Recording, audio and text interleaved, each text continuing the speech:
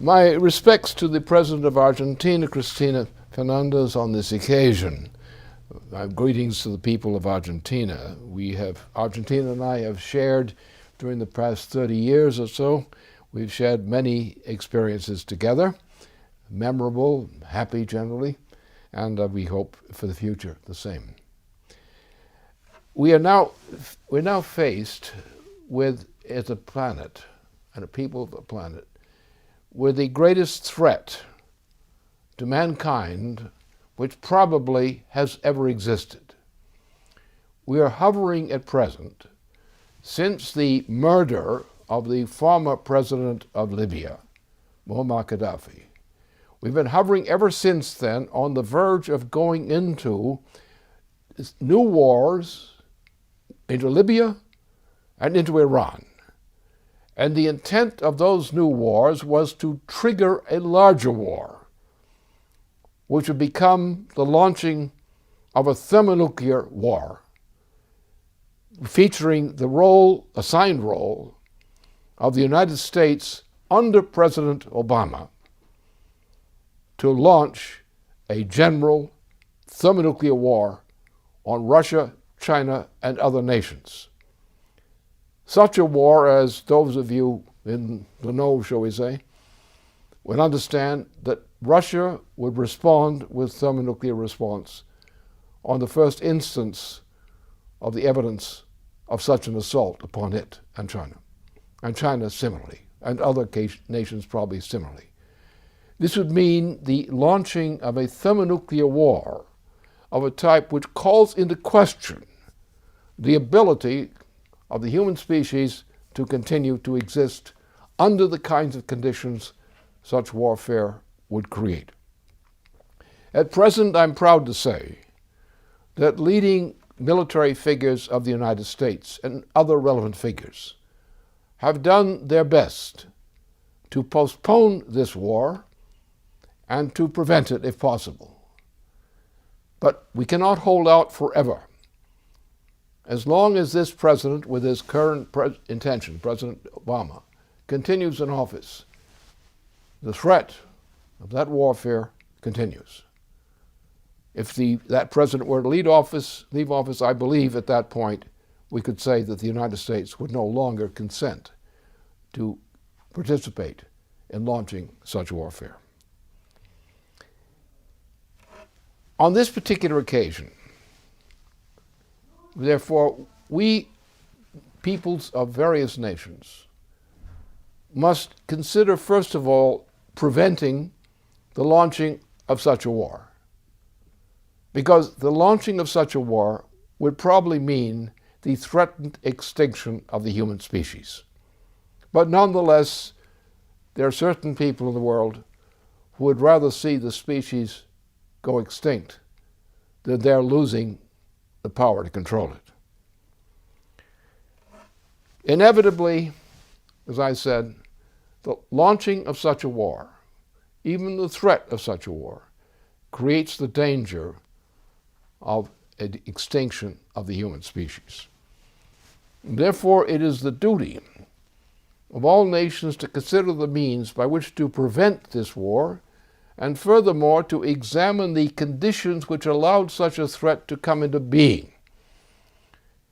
And that should be the concern of all responsible nations at this time. We should understand, however, in that connection, that there are certain conditions which allowed nations such as the United States and Britain to consider provoking such a war. It means that the conditions of life and the conditions of policy making on this nation, this planet, have been deficient. And the problem lies in the fact, as we know, that whereas we've had a population of this planet estimated at 7 billion persons, the intent of the British monarchy, expressed intent repeatedly, is to reduce the world's population from a present level of approximately 7 billion persons to 1 or less. And it is this motive, expressed in that way, in terms of population control and population reduction, which engenders the hatred against mankind as a species, which allows such policies as those we have considered to be launched on this planet.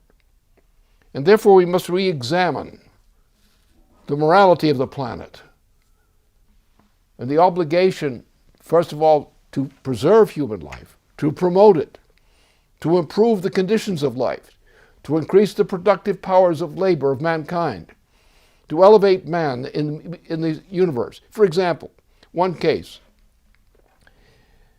the great danger to the planet, which is obvious today, is that some large rock, probably launched from the vicinity of the Mars orbit or someplace like that, might be cleverly aimed at hitting the northern part of planet Earth.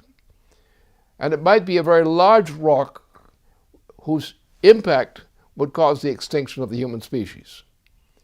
I think that that possibility, and it is a possibility, even a probability, that unless we act now in the domain of space activities to take the actions which can divert such threats to life on Earth, that life on Earth might just disappear all by itself.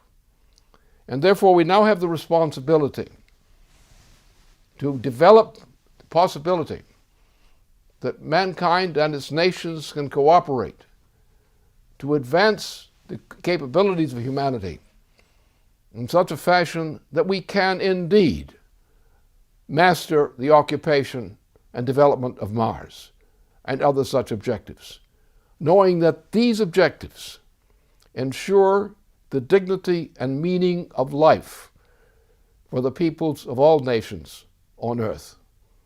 And I think that only that kind of determination, considering the fact that some nations and some leaders of nations are prepared to launch the virtual extinction of mankind through thermonuclear warfare, the time has come that some changes in outlook must be enforced. We must, of course, prevent this war from being launched by all means. But we must at the same time recognize we cannot continue to defend mankind unless we have the attitude and the morality and the practice to ensure that mankind persists, exists, improves, and rises to higher objectives within the solar system and beyond. Thank you.